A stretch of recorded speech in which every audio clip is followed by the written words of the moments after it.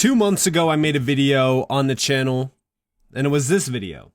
XRP warning, the real reason Trump pardoned CZ. Now, in this video, I went over a lot of information. It was mainly tied back to one company, which was, of course, World Liberty Financial. The company behind USD1, the company behind Trump Coin, the company behind pretty much everything that the Trump family does within crypto. Well, over the last couple days, news has been breaking regarding World Liberty Financial. We have here from the Wolf of All Streets, not at all strange that the World Liberty Financial website no longer has any team members listed. This is what the site used to look like. Before I really go in depth on this video, I want you guys to realize that I don't hate the Trump family. I'm not against Donald Trump or anything like that. I'm really not that political at all. But if it looks like a duck, it quacks like a duck, it must be a duck. World Liberty Financial is now looking like, it feels like, and the coin itself has been performing like a scam. We go over here. This was the big update that started everything. Got 3 million views, 13,000 likes. Not so easy money. Post it. How is nobody talking about this? They printed 5 billion of their own tokens, then withdrew it as USDC. Trump's World Liberty Financial borrowed millions from a protocol its own advisor co-founded. On-chain data shows that WLFI deposited 5 billion of its own tokens as collateral to borrow stablecoins it then sent to Coinbase Prime, pushing a lending pool to 100% utilization and leaving depositors unable to withdraw. Then, Star Platinum quoted this. So you're telling me that World Liberty Financial, a project linked to the Trump family, it's mainly founded by the Trump family with, other players involved. Because again, you look at the names of some of these names, like here we have co-founder with Trump, co-founder Eric Trump, co-founder Donald Trump Jr., co-founder Barron Trump, and then again you have the co-founders Chase Harrow and Zach Folkman. So yeah, they're essentially no longer called founders at this point. They actually got rebranded as Web3 ambassadors. They used to be labeled as co-founders, but they're just ambassadors now, which we love to see. But yeah, at one point in time, they were co-founders. Like all of them were co-founders. Now they're Web3 ambassadors and chief crypto advocate. But we go over here and we have deposited billions of its own tokens, used them as collateral, and borrowed tens of millions against it inside a protocol where it controls most of the liquidity. This happened on April 9th this year. Around 5 billion World Liberty Financial tokens used as collateral, 75 million borrowed in stablecoins, all through the Dolomite lending protocol. WLFI represents around 55% of the entire protocol liquidity. So how does that even work? They deposit their own token, borrow stablecoins against it, and keep the position open as long as the price holds. But here's where it gets uncomfortable. The main stablecoin pool is used at around 93%, meaning most liquidity is already borrowed. Retail users could struggle to withdraw, funds inside the system start to feel locked, and it gets worse. Dolomite was co-founded by someone connected to WLFI, meaning the borrower and the infrastructure are linked. Same circle on both sides of the trade. Then you have this, over 40 million moved to Coinbase Prime, just hours before a major Trump-related geopolitical announcement. The team denies everything, but if it's real, then it's a closed loop, where the same circle is providing liquidity, borrowing from it, and holding it up at the same time. Insane crime. Now, we go back here. How is nobody talking about this? I said it's funny seeing people now realize how much value extraction from crypto has happened with the Trump family. Listen, I don't care about what Trump is doing outside of crypto. I'm here reporting on crypto. Every single move within crypto so far from the Trump admin, even though they've been saying we're making, crypto or US the crypto capital of the world, this, that, whatever. So far, every single move contradicts that statement. I said I made this video 2 months ago talking about this. From bribed pardons to blatant market manipulation, it's honestly ridiculous. But when the market is soaring to new highs, no one will even care. And yeah, this is going to be a forgotten story. Nobody's going to care about this at all. But right now, we need to put a spotlight on it. We have over here the update from World Liberty Financial. And this is from an actual investor into World Liberty Financial. A lot of investors do not care about the unlock. They want clarity around your moves, particularly the injection of billions into the circulating supply and the buyback of only 65 million. Over the last 6 months, you've been avoiding to clarify this, and you've also kept adding to the circulating supply while draining liquidity. This is the part that is questionable, and you keep avoiding to answer these straightforward questions. And yeah, so far there's been zero clarity at all from the team regarding this until April 9th. By the way, this is written by AI. You could go ahead and scan this. This is written by AI. We have, let's talk about the FUD going around our WLFI markets lending position. It's wrong. Here's what's actually happening and why the real story is a lot more interesting. We are one of the largest suppliers and borrowers of the WLFI markets. Yes, we supplied WLFI as collateral and borrowed stablecoins. No, we are nowhere near liquidation, and frankly, even if markets move dramatically against us, we'd simply supply more collateral. That's not a risk. That's how it works. Oh, wait a second, though. I think I heard this story before. I heard it with FTX. And can you guess the other one? Oh, yeah, that's right. Luna. Here's what the FUD crowd is missing entirely. By being the anchored borrower, we are generating the yield that makes WLFI markets compelling for everyone else. Everyday users are earning outsized stablecoin yields right now at a time when traditional markets are offering very little. That's the whole point. Numbers matter. Let's get into them. USD1 is currently at a 159.5 million annual revenue run rate, quiet, compounding, accelerating. Again, this is written by AI. The way that it reads is all AI. Over the last 6 months, we have bought back 435.3 million WLFI tokens at an average price of roughly 15 cents, totaling 65.58 million in open market purchases, not because we had to, because we believe in where this is going. Oh, I'm sure. For early token holders, a governance proposal to unlock locked tokens will be posted to the forum next week for community input. And we'll go to a formal vote shortly after. This is the project showing up for the people who showed up first. Wait a second. Why, if this is a governance proposal, why are we not putting a proposal in for buying back these tokens or borrowing massive amounts of money out of thin air, essentially? USD1 just got a major upgrade. Here's what it means in plain terms. Gasless transfers, blah, blah, blah. This is all just nonsense. Like, we're talking about agentic native, compliance, seamless upgrade. Like, yeah, this sounds great on paper, but let's talk about the real problem here. What they're actually doing. This is just all ridiculous. Like, I mean, it's kind of nonsense that they're just kind of saying, oh, hey, look at, like, we upgraded things. But at the end of the day, we know what's happening here.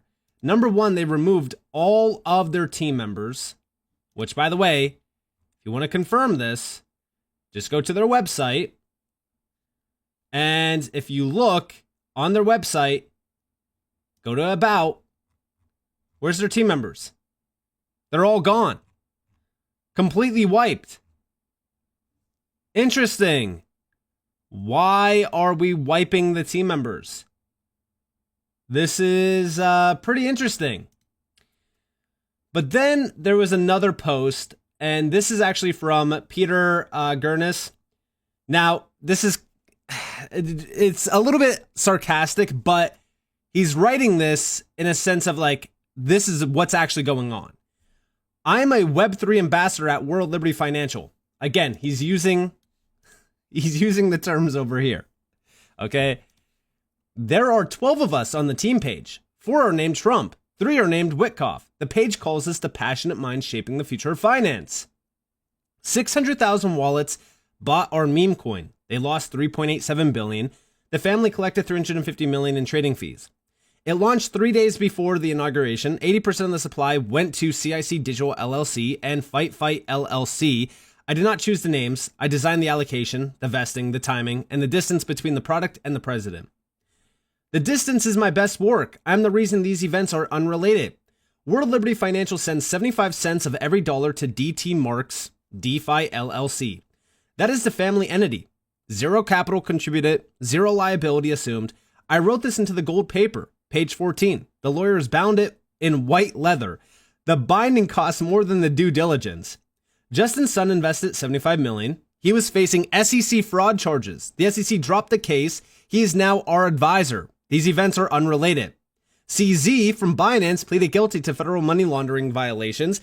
He received a presidential pardon. The SEC dropped its lawsuit against his exchange the same week we listed our stablecoin.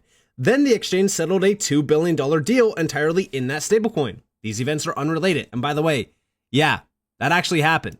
Here we have the announcement from Eric Trump. World Liberty Financial stablecoin USD1 will be used for MGX's $2 billion investment in Binance. Oh, by the way, let's not forget that Binance controls 87% of the USD1 circulating supply. Again, marking the highest single exchange concentration among major stablecoins per Forbes. Now, we have over here, again, then the exchange settled a $2 billion deal entirely in that stablecoin. These events are unrelated. Arthur Hayes, Benjamin Delo, and Samuel Reed of BitMEX pleaded guilty to Bank Secrecy Act violations. All three received presidential pardons. Then the company itself was pardoned. $100 million in fines gone on American First. These events are unrelated. Then we have Sheikh Tahoon of Abu Dhabi, hope that I'm saying that name correctly, paid $500 million for a 49% stake that was never publicly disclosed. Then the administration approved semiconductor exports to his companies over national security objections. These events are unrelated. Everything is unrelated. I track the unrelatedness on a dashboard I built. The dashboard has 7 columns now. I'm proud of the dashboard. On May 22nd, 220 people paid a combined $148 million to eat dinner with the American First President. Over half were foreign nationals. Justin's son paid $18.5 million for the first seat. He visited the executive office building the day before. I designed the seating chart. I put it on the investor confidence page. That page is doing well. The team page lists 3 Witkoffs. All 3 are co-founders. Stephen Witkoff is the president's Middle East envoy. He testified as a character witness at the president's fraud trial. His son Zach runs the crypto operation. His son Alex is also a co-founder. I have not been told what Alex co-founded. The father runs the diplomacy. The sons run the platform. The family runs both. That is organizational efficiency. Barron is 19. His title is Web3 ambassador. By the way, his title was originally, let's go back real quick to this post here. His title originally was co-founder. This was the original page, by the way. The same as mine. Donald Jr. called the conflicts of interest complete nonsense. Eric launched a Bitcoin mining company called American Bitcoin, America First. The mining partner is Hut 8. Hut 8 was founded in Canada. America First means the name. On March 6th, the president signed Executive Order 14233, creating a strategic Bitcoin reserve. The order directs the government to hold Bitcoin. The president's family holds billions in Bitcoin.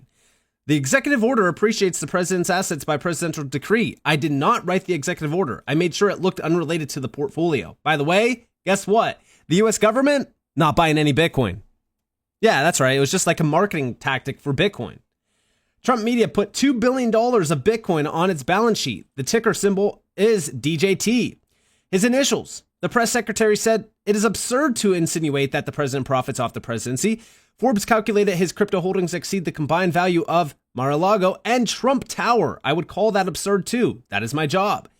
600,000 wallets bought in. One of them asked why she could not withdraw her funds. I told her the protocol was experiencing dynamic market conditions. She asked what that meant. I sent her the gold paper. She said she had read the gold paper. I muted her channel. Dynamic means the conditions changed. The condition that changed was her access. A congressman called us the world's most corrupt crypto startup operation. We put it on a coffee mug. Ironic merchandise. $45. The revenue split on the mug is also 75-25. My own tokens vest on a different schedule. I wrote that schedule. That is not in the gold paper. The meme coin funds the family funds the platform funds the stablecoin funds the deals require the pardons free the partners fund the platform, the president signs the executive orders inflate the assets fund the family. I am the reason these events are unrelated. Guys, this is not about politics. This is about blatant fraud. I'm sorry, but if you can't see that this is fraud, I don't know what to tell you. And the craziest part about all of this is just like FTX. I've seen this before. There's a weird similarity between WLFI and FTX. You create a token, you give it a huge valuation, you use it as collateral, and then you extract real liquidity from it. This is what's happening with World Liberty Financial right now. 5 billion WLFI tokens deposited as collateral, 75 million borrowed in stablecoins, all inside Dolomite. WLFI represents over 50% of the entire protocol. So how does that even work? They post their own token, borrow real money against it, and as long as price holds, everything looks fine. It starts to feel familiar. Same entity controls a massive part of the liquidity, same circle involved on both sides. Borrower and infrastructure are connected, and it gets worse. USD1 pool sitting at 93% utilization, meaning most liquidity is already borrowed. Users inside the protocol can't easily withdraw. Again, same issue over here. We have down here, meme coin, 600,000 wallets bought in. One of them asked why she could not withdraw. That's true. Then you look at FTX. Alameda used FTT as collateral, borrowed billions against it, controlled the system internally. Same structure, different scale, but same idea. Circular economy, and it works until it doesn't. And listen, the difference between SBF and what's happening here with WLFI is pardons. Before, this is insane to me because, again, SBF, he was not the president. He wasn't the president's son. He wasn't tied back to, the president at all. Besides, donations, political donations, which, SBF, we went over that already back in 2022. It's crazy to me that this is actually happening. I wish this wasn't true because, again, when we go back all the way to the end of 2024 going into 2025, everything that we were being told sounded great on paper. Oh, the US is going to be the crypto capital of the world. Oh, we're going to make sure that crypto thrives in the US. We're going to do this. We're going to do that. I remember when we saw the first launch of Trump coin, and I said, this goes against every single thing that we have been being told. Guys, crypto is not about meme coins. I've talked about this in the past. Utility is the key thing here. We want to move away from meme coins. We want to move away from fraud. We want to move away from the nonsense rug pulls that gives crypto a bad name. So what does the president do? Launches a meme coin. Then launches another one, Melania. I don't care about what Trump is doing outside of crypto. Everything that so far has been done within crypto has been a disaster fire. The only beneficial things that so far have come from this admin is the pro-crypto SEC, which it seems as though he's actually utilized it, in his favor to drop fraud charges against a lot of these, investors into World Liberty Financial. But the XRP lawsuit's gone, which is great. XRP is now deemed a commodity. That's great. There's been a lot of traction around, not only treating crypto as an actual asset class, but moving away from the hostile conditions. That's great. But for the most part, this entire breakdown around World Liberty Financial, this is all a disaster.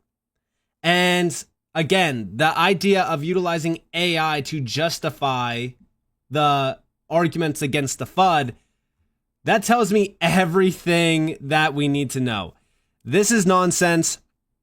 We are going to be watching this closely, but so far, everything around this company seems as though it's not going to be looking pretty good over the next couple months.